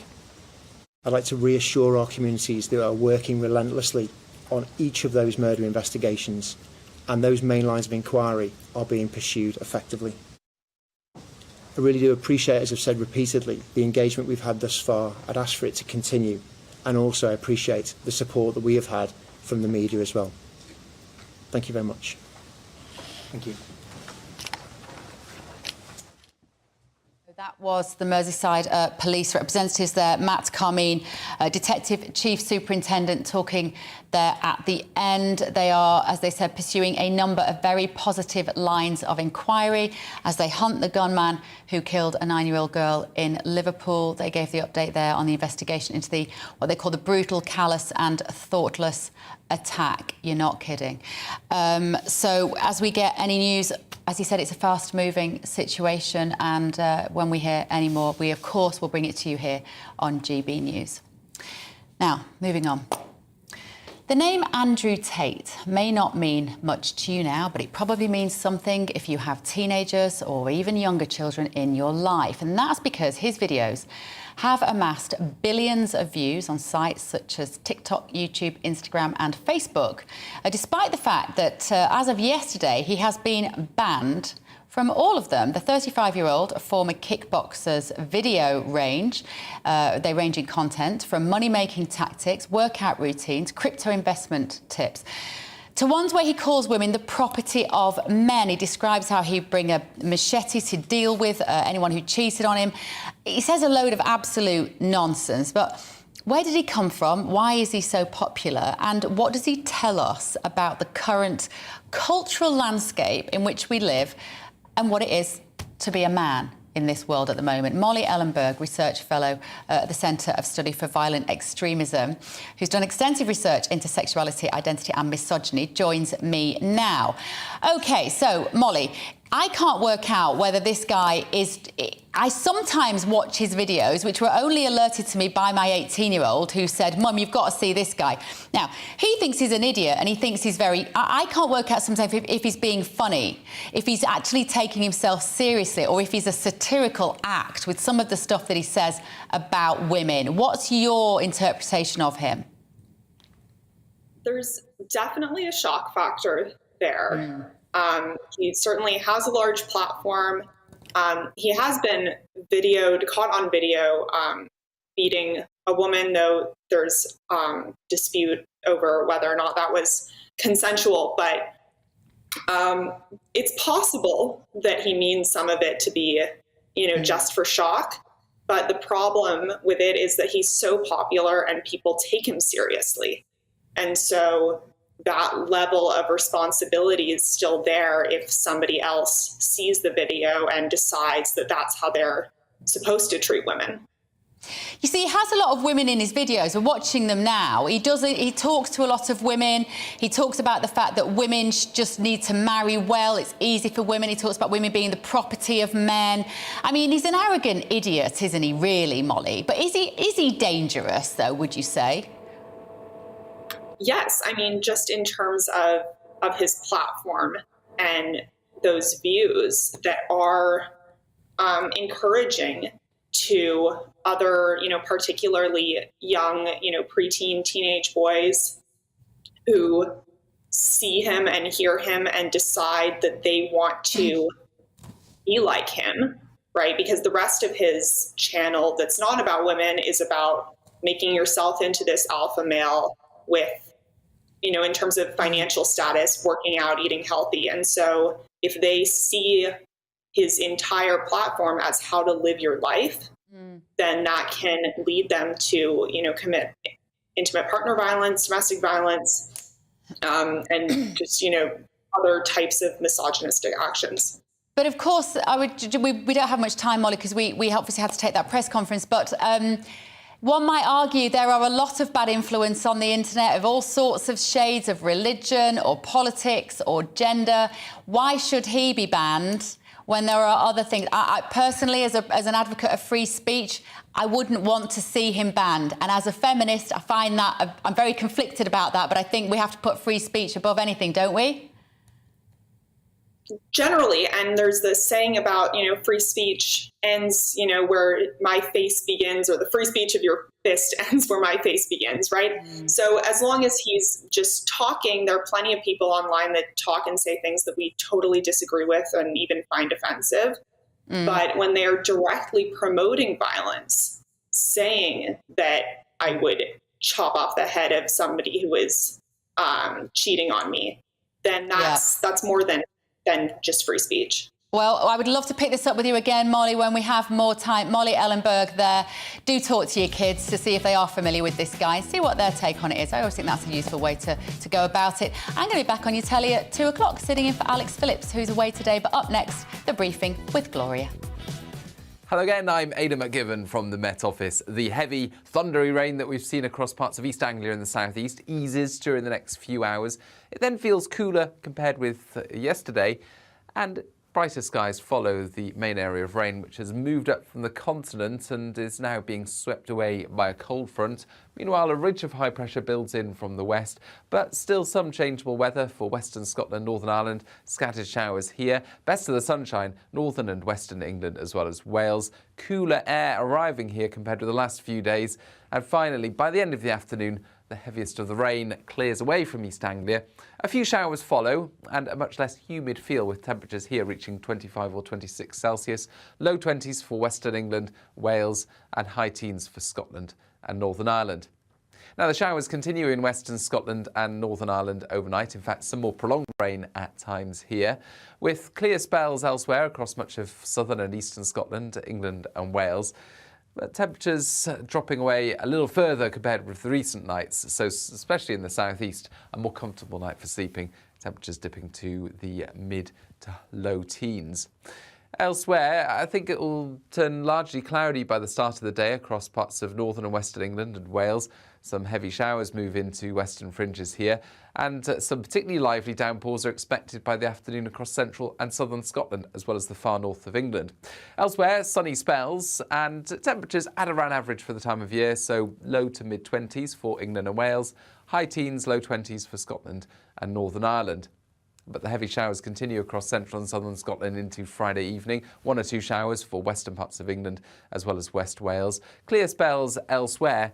And as we head into the weekend, the weather tends to look a bit more settled as a ridge of high pressure builds. Many places see sunny spells, but there'll still be 1 or 2 showers.